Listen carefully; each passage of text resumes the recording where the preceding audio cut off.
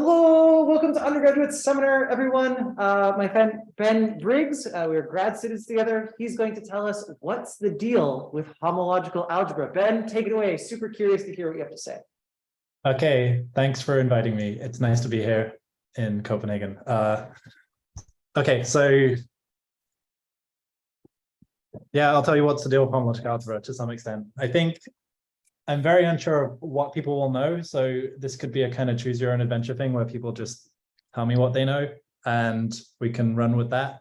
The way it's worked out that I have this talk prepared is just kind of, I'll tell you about chain complexes and what they are and why they're like, how to intuitively think about them, and then hopefully get onto some examples and like how I use them a bit and how like homological algebra things show up for me and why it's really kind of everywhere now in modern mathematics, or at least in algebra.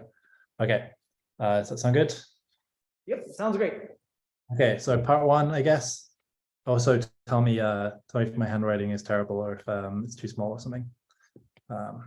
Part one would be just about like, what is a chain complex? And like versus what is a topological space? I guess I won't say what a topological space is, but okay, so I guess this idea, well, very roughly what this idea is, it goes back to maybe Betti in the 1800s. And then I think Emmy Noether actually had some interesting ideas about this back in the 20s, and things really got started in probably the 1950s. Lots of mathematicians,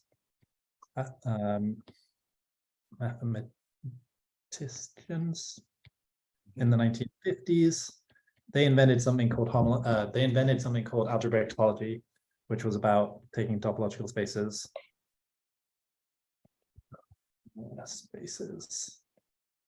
and turning them into algebra and doing algebra with them. Okay, so at its most basic level, or at least originally, like probably starting with Emmy actually, the idea is take a space and turn it into a group, or maybe some groups actually. So I've drawn a kind of sphere here, I guess, and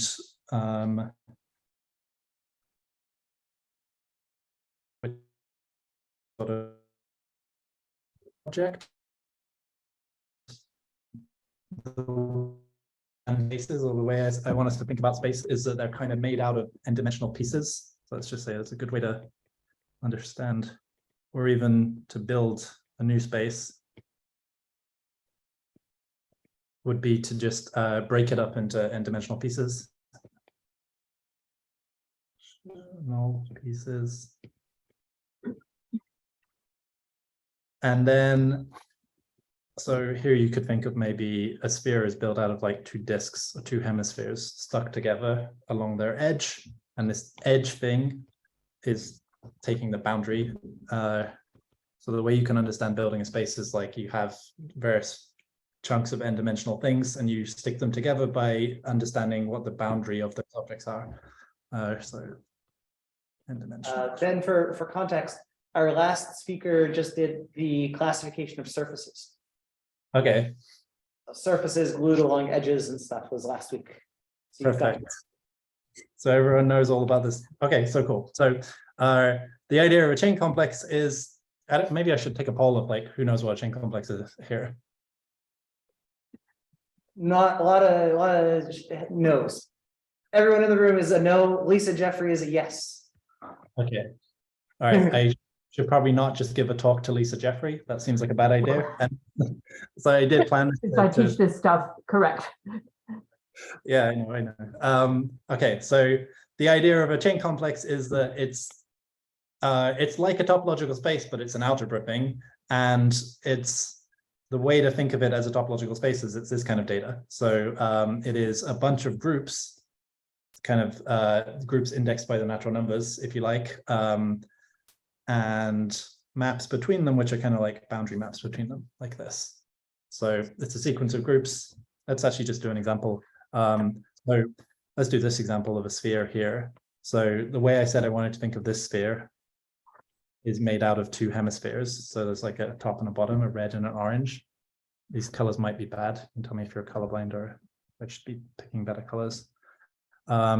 We can think of this as we've got two disks like this, and their boundary is going to be, I guess, this circle here. So let's call this D1 and D2, and this is an S1 down here. So I'm always going to use this del symbol for a boundary, and I guess I'll put a point in because so this. I drew the point there, but I should probably, whoops, let's put it on the circle. There's a circle point there. And that's sort of in dimension 0. So we got a 0-dimensional point, a 1-dimensional circle, and two 2-dimensional disks.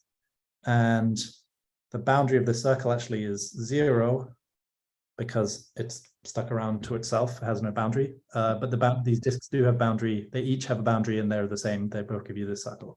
All right, so we can draw a chain complex to match with that, and I'll give you an actual definition in a minute, but first let's do an example. So we want, I'm going to make these always abelian groups, which basically means like the integers or something like that. And again, an abelian group. So, well, how do people feel about this symbol?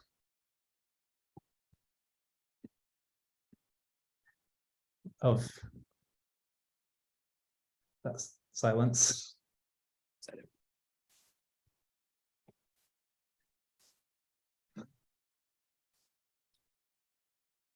Yeah, this is the group of all integers under addition, so it's an abelian group. Okay, and we're gonna, okay. Been a while since I was an undergrad, and undergrad means a lot of things. Sorry, I'm assuming that there's like a wide range of people in the audience, but anyway, okay. So I have 1 point, so I put 1 copy of the integers there, and I have 1 circle, or it's kind of like I have 1 line that's sort of stuck back onto itself. So I'm going to put 1 copy of the integers there, and I already told you that the boundary of that thing was 0. So the boundary map that I'm going to write down there is the 0 map. It's going from there to there. And here I have 2 disks, so I have 2 copies of the integers. And the way I write down a map between copies of integers is I need to write it down a matrix. I guess I want a 2x1 or 1x2 matrix this way up. And the disk goes to the circle, and the other disk also goes to the circle. So this is the matrix 1, 1. So it takes AB to A plus B down here. So this is my first example of a chain complex, and it's the chain complex you get by looking at the sphere and thinking of it as like built out of these things in this way. The key thing to pay attention to in this is that the key property of these boundary maps is that the boundary of anything is 0.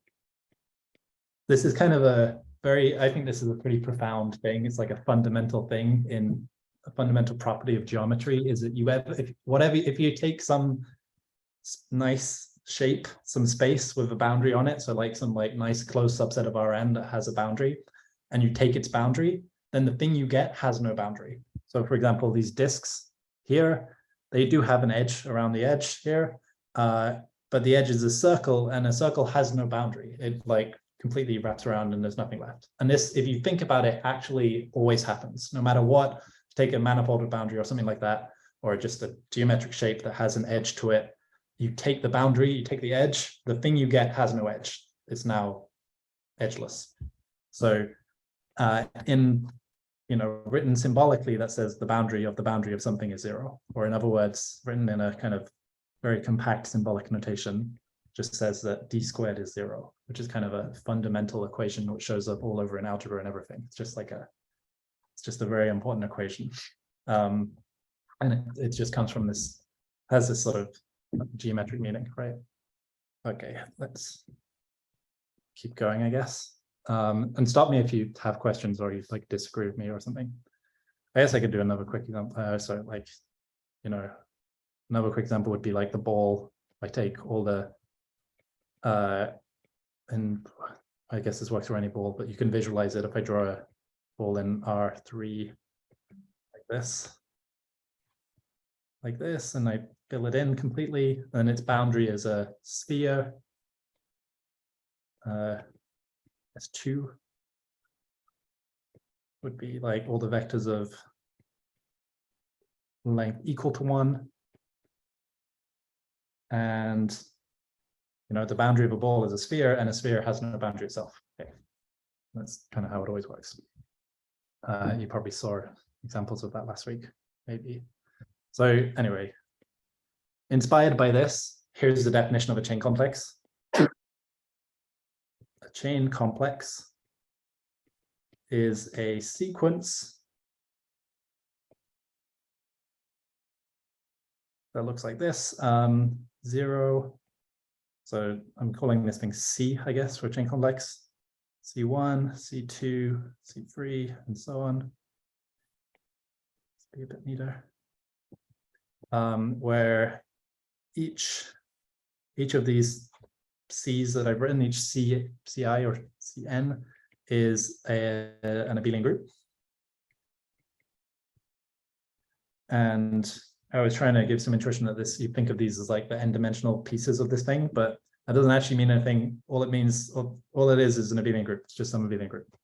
And each of these arrows I've drawn, they should be maps, which usually I use some variation on D, which I like to just do a curly del thing.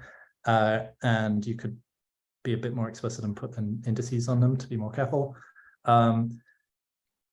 DI goes from CI to CI minus 1. These are maps of abelian groups.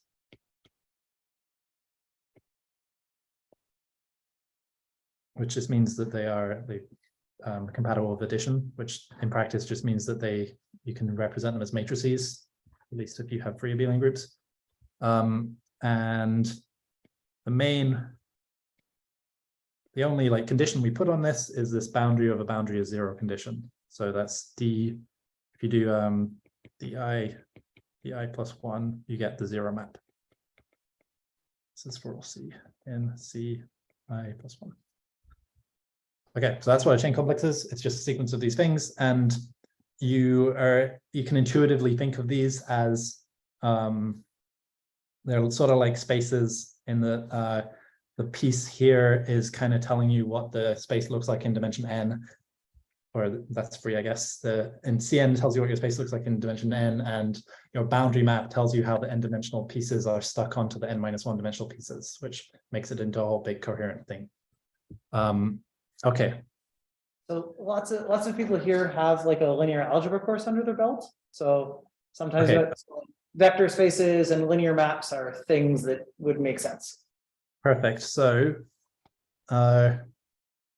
you can equally well, if you like, put vector spaces here. And you can kind of put anything you like here. Also modules, if you've heard of those, which I might even talk a little bit about. I don't mean to cross that out to say that's wrong. I mean to cross that out to say that you can do that if you like. Oh, someone has their hand up. Marco? Yeah, I have a question. So just a little bit higher above, where we have the surfaces and we have the, I guess, like associated groups, I guess. So are these choices unique up to, like, say, isomorphism then? Like there's Okay, like, so yeah, no, that's the key, that's the main issue with this thing. So that's a very good question. I'll do an example where it's sort of like the answer is kind of no. Well, the answer in the end is there's this thing called homotopy, and they're unique up to homotopy. And we'll chat about that. okay, yeah, because I was thinking like if you had like a different, if you chose to have like a different, I don't know, boundary or something, would you have a different group? Yeah, so let's okay, so let's do an example, and to answer your question, do the same example. Let's do a sphere again. But there are many different ways to make a sphere out of pieces. You can like cut it up, triangulate it, or like cut it into cubes or discs or anything. Let's do it using triangles because this is a very popular way to do things, is to triangulate things. So if you wanted to make a sphere by triangulating it, you would maybe start with a triangle, like this sort of shape, and stick 2 triangles on it. So now the 2 hemispheres are 2 triangles. So maybe it's a bit of a triangular sphere, but I only care for things like up to homeomorphism, up like topologically anyway. So now we have kind of a top triangle and a bottom triangle instead. And I guess it looks very similar to before, except now that I've got more things going on in dimension 1 because I drew 3 lines instead of 1 circle. Okay. So in this case, the picture is that there's these 2 triangles, T1 maybe, and T2, and there is these free edges like that, and there's 3 vertices now. So I should start numbering these things: P1, P2, P3, and I want to number them probably compatibly, like this line could be L1, this should be L2, and this should be L3 probably. So these are my 0-dimensional things, 1-dimensional things, 2-dimensional things, and in 3 dimensions and higher, I haven't put anything in. So this now, my chain complex that I'm going to write down is going to be Z squared here for my 2 triangles. Now I had 3 lines, 3 1-dimensional things, I put them there, and I have 3 points like this. And I guess we can work out what the boundaries are in this. And actually I should tell you how it works with triangles, because there's kind of there's an accepted way of doing it, which is that if I number these 0, 1, not 0, I mean I could do that, but let's do 1, 2, 3 to match my points, 1, 2, 3. So the boundary of T1, say this triangle at the top, it should be the way you do it is you go around the triangle in order and loop around like this. And here you got to actually pay attention to the order you're doing things in. So it means we're going like this. So there is an L1 involved, and we go backwards along L2. So that's actually going to be a minus L2. And then this is going to be forwards along L3. So that's a plus L3. And that's the same thing as T2. So the 2 triangles get stuck on the same way. And the boundary of, let's say, L1, the way this works is it works sort of like how vectors work when you want to represent a vector which points from here to here. So this one points from P2 to P3. That is going to be P3 minus P2, but points to the end minus the beginning. That's if you remember how vectors work, it's sort of like that. There's a P2, P3. So that's how we do boundaries. And if you want to work it out, maybe I'll put that as an exercise.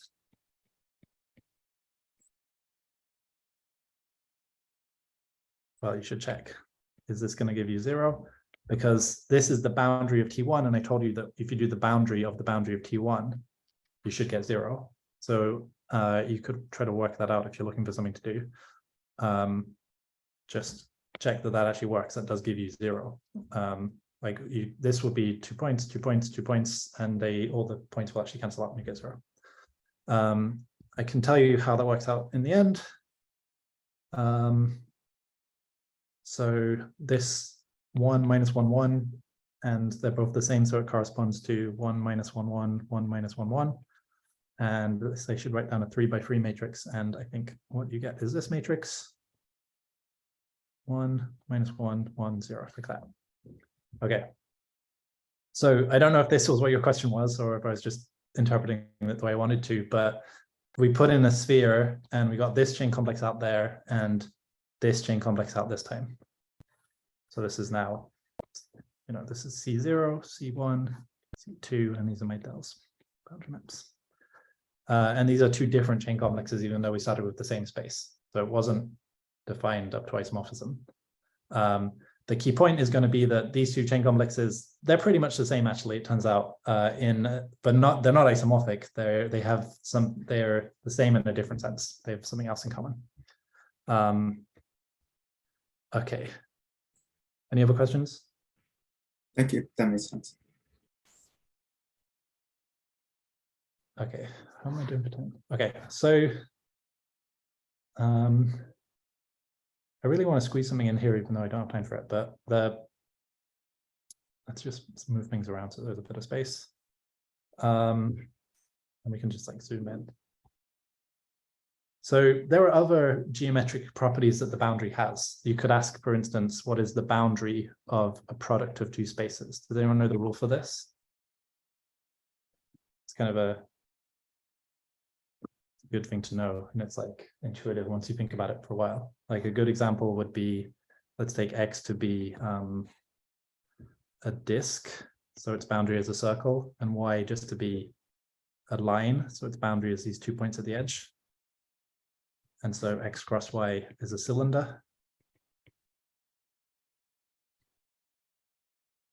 Excuse me, there is a question from Marlo Montiel, who doesn't have a mic. Okay. Right. In general, can you have several options of which abelian groups you can choose for your chain complexes for a given topological space, provided they fulfill the boundary condition? And if so, does the number of options tell you something interesting or fundamental about that space? Okay, yeah. I think I can see the chat. Okay. Yeah, so in general, yes, you can have lots of chain complexes for one space. And you will actually have just infinitely many. You'll just have tons and tons and tons. And so firstly, the answer is yes, you will have lots. And secondly, the answer is it's kind of no, the number that you have doesn't really tell you about your space. It just is that in general, you always have lots. There is a way in which they are all related, and I'll talk a bit about that. But overall, yeah, the number of different chain complex representations you can get isn't necessarily the thing to pay attention to. There are situations in which you can say there's maybe the smallest possible representation, things like that. So that there is maybe ways to fix this, but yeah. Oh, I wanted to get into this aside, which I was squeezing in here by zooming in. I don't know if this is visible. Hopefully it works the way I'm thinking it will work. Does anyone know this rule for like what is the boundary of a product? If the two individual things have a boundary?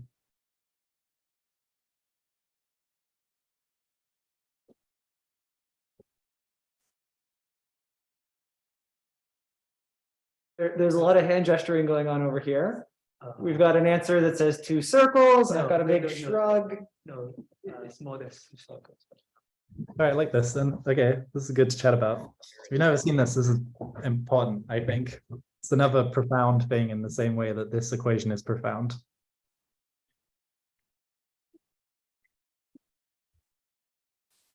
Is this one?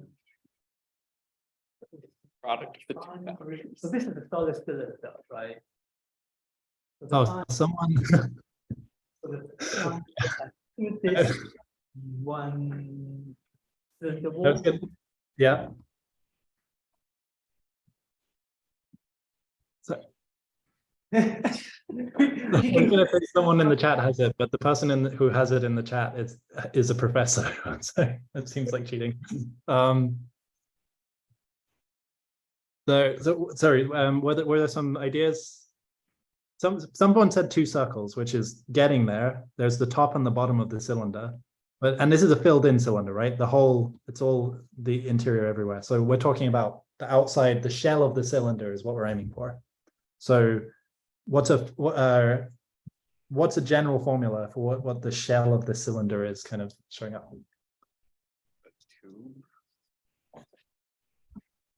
So we've got an answer saying a tube. Is it a tube? So there's the outside of the tube, that's part of it. And I think the cylinder also has a top and a bottom. The tube with caps on it.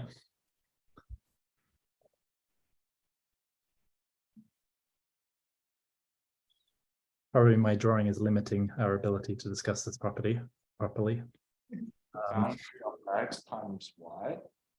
Oh, I like this. Okay, the boundary of X times Y. Sorry. Boundary of, And maybe plus something else. but the other way, the boundary of Y times X. It's exactly like product rule. differentiation. It's product rule. It's the product rule, yeah. Whoa. So yeah, if you see it in this case, it's what is the boundary of x times y? That's the circle across a line. So that gave us the shell around the outside. And this term here is giving us the top and the bottom part, which is the boundary of y, which is these two endpoints cross this, which gives us these two circles, two disks at the top and bottom. So this translates into algebra, into chain complex land, into saying something like, well, unions become pluses. I haven't really said that explicitly, but we've sort of seen this of like, we've got two disks and they become two elements of this abelian group that you can add together. So this becomes in chain complexes, it seems to say something like the boundary of, let's change symbols to like say C, boundary of C times D plus C times the boundary of D. Well, is the boundary of C times D. Boundary of CD is equal to this. So yeah, it's the Leibniz rule or the product rule. It is also a fundamentally important equation which shows up in many, many different places. And it kind of just comes geometrically from the way that boundaries work on products, right? So yeah, it's now a matter of philosophy, but I would say the product rule in calculus is more fundamentally comes from here. This is probably but arguing about which thing is more fundamental is not really necessarily mathematical. So, but yeah, so here's another way of translating topology into algebra and seeing something on chain complexes, but this is not in the definition of chain complexes. I didn't write it here. This is something extra that you can add on to chain complexes if you want. If you want to talk about multiplying elements in chain complexes and then having this rule, that's also a very cool thing, but that's not in the definition of chain complex. So okay. Okay, so where are we up to? Let me bring up my notes. Okay. So this problem that we have of two different chain complexes, even though we just did a sphere both times, this is to fix this issue, to fix the problem of, I guess, like non-uniqueness or something. Or I would say dependence on the triangulation, or dependence on the way that we chose to break it up. But by the way, yeah. You can use triangles, you can use squares, you can use any kind of things. So they all sort of work. And you still always have this non-uniqueness issue that it's going to depend on how you choose to chop your space up. So we need to talk about homotopy.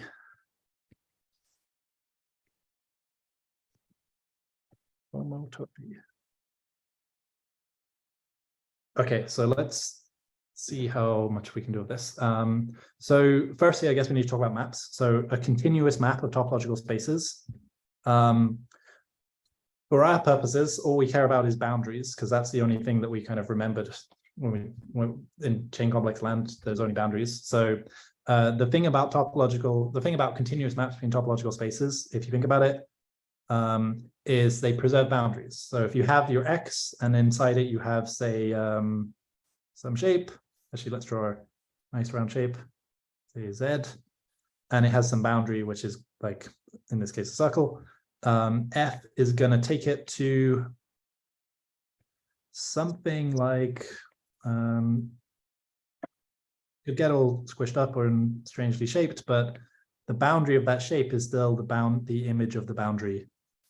This boundary here gets taken to this boundary here, which is to say that because it's continuous, it can't cut Z up and like tear it into different pieces and introduce a new boundary or anything like that. It has to preserve the boundary. So del boundary of f of Z is the same thing as f of the boundary of Z.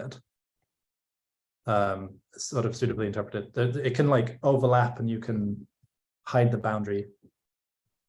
So this is sort of, this is true in a sense. So the thing that this corresponds to in chain complex land is that if you have a map between two chain complexes, this is called a chain map, and it is, so a chain map is a map of abelian groups or a map of vector spaces or whatever you've decided to do. a map, say Fi from Ci to Di for all I, such that if you do Fi of some C and then you do the boundary of that, you will get the same thing as doing Fi minus 1 of the boundary of C, I guess, like that. Okay, so that is a chain map. It means that maps between each of the things in each of the degrees, which are compatible in this sense. Okay, so that's what continuous maps sort of correspond to in chain complex world or in algebra world, which is where I live. And the thing to pay attention to, the next thing I want to talk about is homotopy, which is what happens when you have two different maps between two topological spaces like this. So two continuous maps. We don't, okay. Probably have to finish early. That's right. So these are homotopic, or they're like homotopy equivalent or connected by a homotopy. If you can make these two maps kind of stuck together in the following sense. If there is a map H that goes from the identity cross X to Y, which is also continuous, such that I think I said the identity for some reason, 0, 1. I is the unit interval 0, 1. So it's just like a line segment. And it has a property that if you do H of 0x, that's the same thing as f of x. And if you do H of 1x, that's the same thing as g of x. So yeah, on one edge of this sort of thing, it's giving you f. On one edge, it gives you g. And then if you think about it, there's all these in between things where it kind of flows from f to g. So I should put it in this order maybe. Whoops. So it kind of flows from one edge to the other edge and takes f and then turns into g at some point. So this is called having two homotopic maps. And there is a way to translate this into algebra. In algebra land, what this says is that, okay, we have our chain complexes and a homotopy. H is going to be a map H going from C to D. A homotopy, the thing to pay attention to is this identity here. I keep saying identity because it looks like an I. This interval here. What crossing with an interval does is it bumps up the dimension by 1, right? The dimension of x cross I is 1 more than the dimension of x. So this function that goes from x cross I to y, it's going to correspond to a function from C to D, which bumps up the dimension by 1. So it's actually Cn to Dn plus 1 for all n. So right, because it's kind of like take something in C, cross it with the interval to make it suddenly live up in dimension n plus 1, and then go across, right? So and a homotopy does this thing, it goes up by 1. And one way to think about this is that the boundary of the interval is like 1 on this edge and 0 over here. And I remember I said it sort of goes from, you put the place it's going 1 and then there's a minus 0 here. So it's saying that the boundary of, let me just draw a picture of this. So you have your, say, x like this, and if we cross it with an interval, it becomes sort of x cross an interval here, and we have our two edges corresponding to 0 and 1, and on this edge we had our f, and on this edge we had our g, and the boundary of this whole thing is kind of like this here, and is this here minus this here. So it kind of the way to think about this is to say that the boundary of h is g minus f. So that's a bit, that's not actually a thing that you need to understand, except that it sort of makes sense because the boundary of this picture is sort of 1 minus 0 in some sense. What that corresponds to in, if you just sort of translate that into how it works with H, is that for any rule C in C, we get the boundary of H of C plus H of the boundary of C is equal to this expression down here, G of C minus F of C. Sorry, they got a bit squished there. Okay, so this corresponds to, this is a homotopy from F to G. Has this condition. So if you have two chain maps,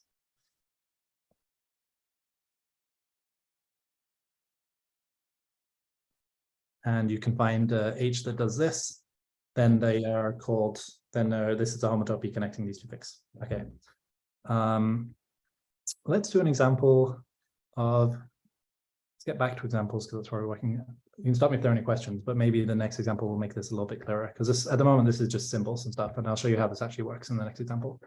The one place that I think a lot of people have heard of this thing before is in the fundamental group, so it's probably good to do an example of that. The fundamental group is a very cool thing that you can do with any topological space. Technically, you have to choose a base point in your topological space. So you choose a point, like a zero-dimensional point, and it's called pi1 of x, and it's the set of all maps from the circle, which I was calling S1 before, into x. And I'm going to put a star down here, which means that it preserves, this star means base point preserving, so it takes your, say, the bottom chosen point in your circle always has to go to x, and this is up to homotopy, or technically, so all continuous maps from the circle into x up to homotopy, technically base point preserving homotopy, but homotopy. And I can sort of draw a picture of this. Here's the circle. Or I should draw it maybe a bit rounder because it's supposed to be an actual circle. Here's a circle, S1, and here's x, and the chosen x in it. So this point has to map to here. That's what the star means, and it can do any sort of other stuff like this. So maybe this showed up last week in the surface thing, because fundamental groups of surfaces are quite important. Okay, so could you draw a little bit of a picture of a homotopy in the space? Like, could that loop contract or turn into a Mickey Mouse or something? it could do anything it likes. You could make it a bit bigger, which I guess is what I just drew. So a homotopy is like when you stretch this loop into some other shape of loop like this. And so maybe if you're thinking in terms of surfaces like you were last time, and x has a hole in it like this sort of thing, so there's a kind of gap, then that hole in x might prevent you from taking this loop and stringing it to a point, which means it's kind of a non-trivial loop. But you can still move it around freely and change its shape and stuff like that. Did someone else say something? Did I miss? Okay, so two loops are considered the same if they can be moved onto each other by doing a homotopy like that. Okay, so I've lost my notes again. So what does that mean in terms of chain complexes? So I can actually draw a picture of that. So let's say we have a chain complex C0, C1, C2, C3. As you can see, I tend to like to draw them going up like that or something like that. And these boundary maps involved like that. And a circle is a one-dimensional thing. And so for that, I'm going to represent it as a Z here. So maybe I should technically put a Z down here for the point, but because of the base point preservingness, the point doesn't play a role. It's sort of fixed. So I'm going to actually just ignore that and say, the thing to pay attention to is that it's a circle, so it has this sort of one-dimensional thing going here. So I'm going to put a Z here. So the chain complex that I'm going to put representing the circle is that one. And here's my C, I guess, here. And this is just chain complexes in the usual way, indexed like that. And I'm talking about maps from the circle into X, so that should correspond to maps like this going this way. And there's all these zeros here. So there's sort of nothing going on with these chain complexes except here. And a map of abelian groups from the integers is just given by specifying where one goes. So these maps correspond to, these correspond to, let's call this F. F of 1 equals C, just an element of C1. So far, the fundamental group, it corresponds to just sort of picking an element of C1, but there's extra things to pay attention to. One, that it should be a chain map. So can anyone see on this picture what it would mean for this this sort of function I've drawn going across for it to be a chain map? Remember the chain map, I can write down the condition. Del of f of c is equal to, well, in this case, c is probably a bad choice. Let's call it, I don't know, x equals f of del of x, like that.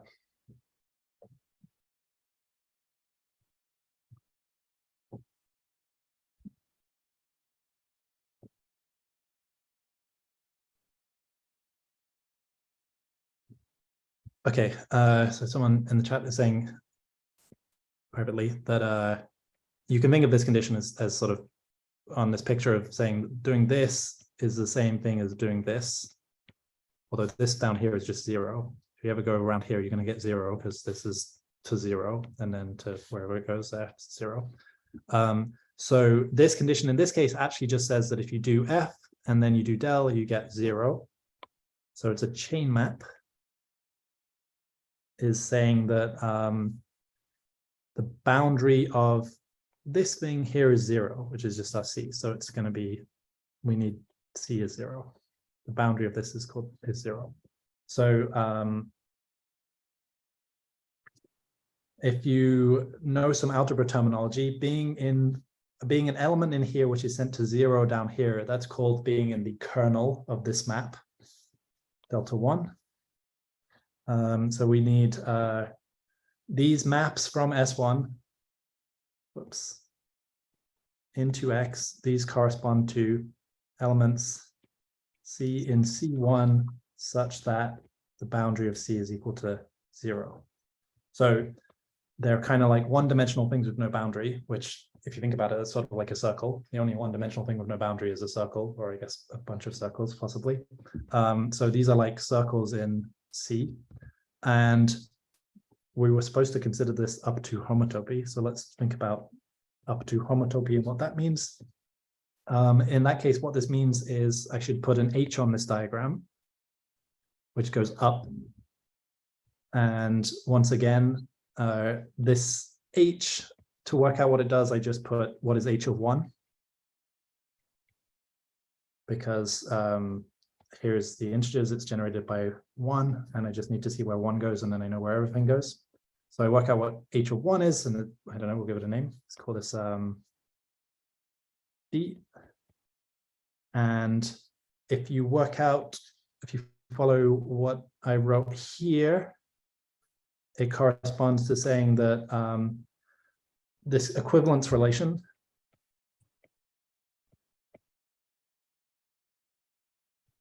up to homotopy on this side corresponds to C is equal to C prime if C minus C prime is equal to the boundary of some element D in C2 up here. Okay, so the way this worked out in the end was like this. So in the end,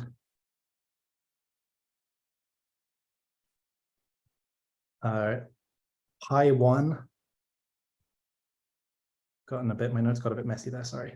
Pi 1 of x corresponds to this following construction. You take the kernel of the map D1, so that is i.e. all the elements C in C1 such that D1 of C is equal to 0, and you factor by everything of this form, which is the, I should put the image of D2. Okay. So this has a name. This is called H1 of C. This is called a homology group. So this factoring means that if you have two elements, you consider them to be the same element. You make an equivalence relation where they're equal if their difference is equal to something here in this set. Okay, so whenever you have a space, whenever you have a chain complex, you can do this homology group construction. And in fact, we can make this into a general definition, which sort of corresponds to pi n, sort of, although, well, we can talk about that later. You can define hn of C to be the kernel, so the set of all things which are 0 when you apply dn to them, modulo the set of all things that are of the form dn plus 1 of something. So that is called a homology group. This is the nth homology group of C. Oh, it's time to stop almost. Okay, so let's just get to a stopping point and stop. Okay, so finally to answer. You can that's one thing I don't. If this all seemed like a lot of gibberish, I'm going to go back to examples now and then we can actually see. So let's just check these two examples that we've already done and then I can. So sorry for scrolling around a lot. Let me just grab this here. Let's copy that and put that down here, and then I'll do a bit more scrolling. And then I promise to stop scrolling up and down so much. Yeah, we want this one as well. Whoops, I made it disappear. Okay, so here are these two examples that we had before, which were actually just both spheres. Both spheres. This one was when I triangulated it, kind of two triangles top and bottom, and this one was where I cut it into two hemispheres and just put a circle around the equator. Let's just do this thing of, I suppose it's, let's just do homology groups here. So the zeroth homology of this thing is, in this case, the kernel of this map outgoing here. So I didn't really explain that properly, but when you're doing H0 and you're talking about the kernel of things outside here, you consider this map to always be 0. So the kernel of this outgoing map 0 is everything modulo the image of, in this case, it's the 0 map. And so the image of the 0 map is 0, so you don't modulo anything. Okay, here, the kernel of this 0 map here is everything because it's 0 down here. So the H1 of C is Z modulo the image of the 1, 1 map. So this is a surjective map. Everything is of the form 1, 1 times something. So this is 0 here. And then lastly, H2 of C up here is the kernel of this map here, of this matrix here. And since people have done some linear algebra, you can easily work out what the kernel of that matrix is. It's all vectors of the form A minus A. Oh, excuse me, there's one participant, Marco sorry. Avila, has raised his hand. Sorry, yeah, what do you want to chat about, Mark? Maybe I'll ask after the example, because I think it might be answered during the example. Okay, thanks. Okay, so and in this case, lastly, so the kernel of that is all those kind of diagonal elements like A minus A. So those are what's sent to 0 by this matrix, and the image of this, there's no image in that case. There's no except 0. So in this case, it's just isomorphic to Z, because this is all the vectors of the form A minus A for A of Z. So in this case, we've got Z and Z in degrees 2 and 0, representing our sphere, which sort of corresponds to the fact that the sphere has a two-dimensional hole in it and nothing, and etc. Okay, so I'll very quickly, because I think I'm being rude and going further than I should have. So I'm just going to say H0 here of this complex is Z3 modulo the image of this big matrix. 1, -1, 1, 0. The image of that matrix is, these are actually linearly dependent, and you only need 2 of the vectors. So it's kind of factoring by 2 things, and there's 1 thing left over. So it's isomorphic to Z. In this case, the H1,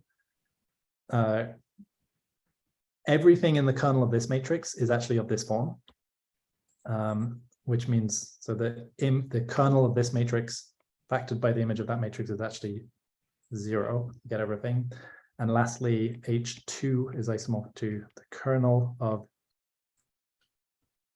this matrix, this matrix, which is again all the diagonal things, right? So this is again isomorphic to Z. These are all just things of the form A minus A. So the answer in the end is that even though we chose different sort of representations or ways to cut the sphere up, we got the same answer in the end for our homology groups. And this is the sense in which they're unique. They do have the same homology always. And it's kind of, so no matter how you sort of take a space and turn it into a chain complex, you will always get the same answer in the end if you did it correctly for like, what are these homology groups? Okay. Nice. Fantastic. We do have some questions in our undergrad seminar. It's traditional to hand out this online feedback form to the online people. So we're going to ask people to fill that out for a couple of minutes. And then after filling out that, then we'll take some questions, or Ben will take some questions. And Marco's got one queued up, so keep holding on to that. So for people online, please fill out that feedback form in the chat. For people in the room, we have to do this on paper so that we get coffee and donuts. So I'll hand out the feedback form and I'll take questions in 3 minutes. Ben, if you need a drink, grab one or a stretch or whatever. Yeah.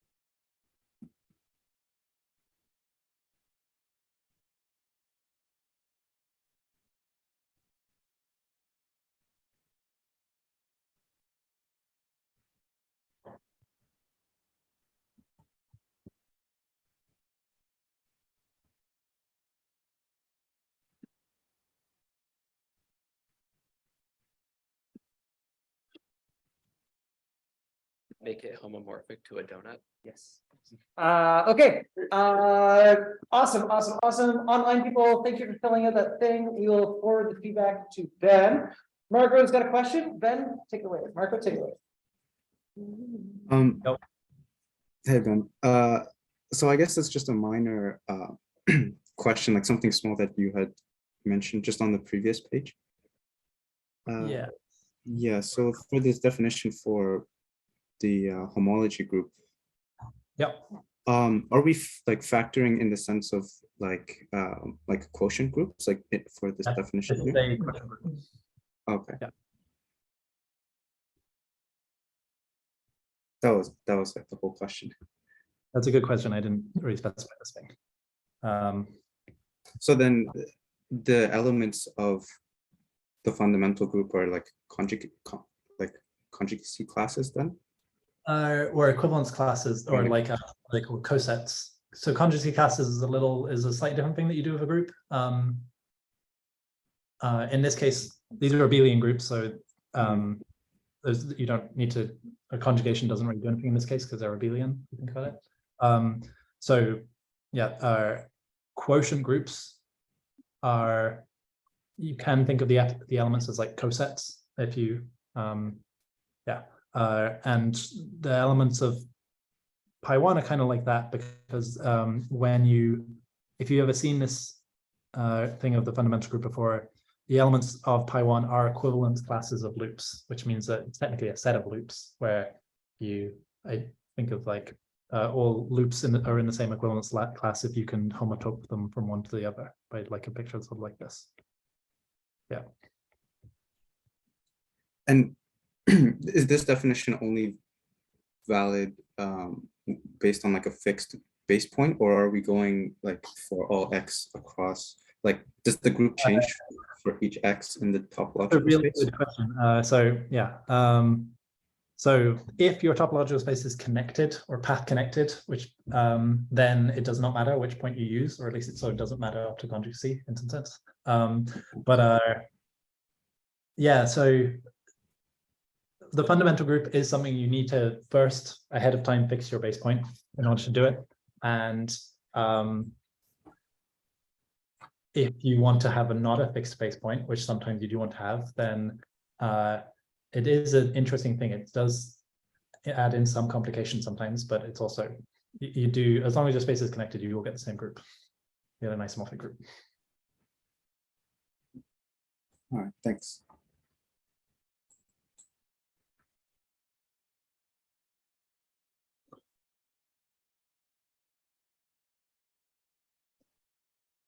So there's two questions that just came up in the chat. One is, what's the name of a chain complex when you have that multiplicative structure? And then also Jesse saying, how does this show up in research? Yeah, okay. So so luckily I really like both these questions. And the first question has a short answer. This leads to an object which would be called, has a kind of fancy sounding name. It's a differential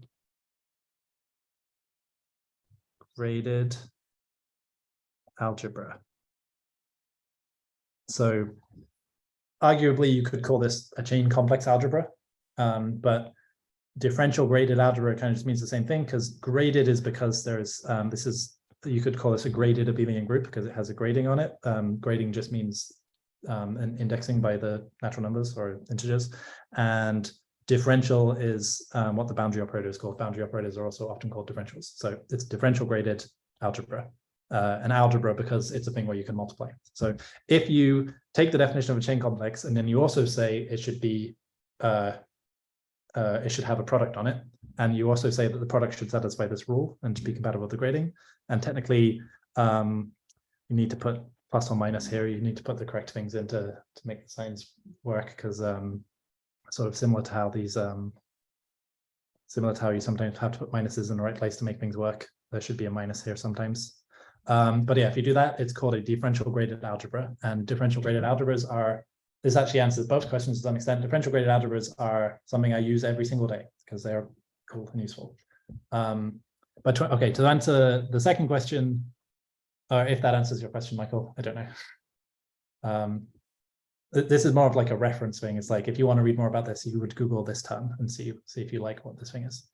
But yeah, to answer the second question is, obviously maybe my abstract overpromised a little. So the plan to some extent was to like go over some intuition of like, the takeaway from this, I hope, is that there are these things called chain complexes, which are like algebraic gadgets. And I promise you, they show up everywhere in algebra all the time. They're incredibly useful.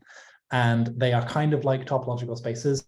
And the intuition for how they are like topological spaces is it's like the nth part is sort of like the n-dimensional pieces of your space, it's an imaginary space. It's not a real space because you're really doing algebra. And the differential maps are kind of like telling you the boundaries. So how these n-dimensional pieces are all stuck together in terms of boundaries. So the intuition for this definition at least comes from topology, but you can just do algebra with them. And it turns out they're incredibly useful. And I am more of a commutative algebraist, which means the type of algebra I do involves commutative rings. So rings like polynomial rings, for example, like you take R, or your favorite field, and take some variables, and then you think about polynomials, and that forms a ring because you can multiply polynomials together and add them and stuff. And you would do algebra with those. and some things that were potentially on the agenda, depending on how much we went through, are there is a cool thing that you can do. There is a very important theorem called the Auslander-Buchbaum-Serre theorem, which tells you that you can use chain complexes to tell if your ring is singular or regular in some sense. This is, I don't know how to say this in a very short way, but yeah, one very important property of rings is whether they are singular or regular, and chain complexes will tell you this. But it's a very hard and very deep theorem that you can use chain complexes to do this, of Auslander, Buchbaum, and Serre, and it is very, very useful, it turns out. I'm very tempted to say that that would be a great topic for another seminar talk, Ben. Yeah, yeah. This How to was, do chain complexes on rings. yeah, it would be a nice, I mean, it's the sort of thing, usually you wouldn't do something like that in an undergrad course, but I think it's something that really it is kind of possible to give a bit of intuition for it. Maybe not for all the proofs, but you'd need a few lectures to do it properly. Yeah. Yeah. I probably will leave it at that. We're a little bit over time. Thank you for that talk. That was really awesome. Thank you, thank you, thank you, thank you. We have another seminar talk with muffins and coffee and all sorts of lovely things coming up next week. For people who are still online, we hope to see you there. For people who are in person, I hope to see you next week. Thanks again, Ben. That was wonderful. Yeah, cheers. Thanks for the invite. It's nice to see you. Glad things are going well in Toronto. Yeah. Okay.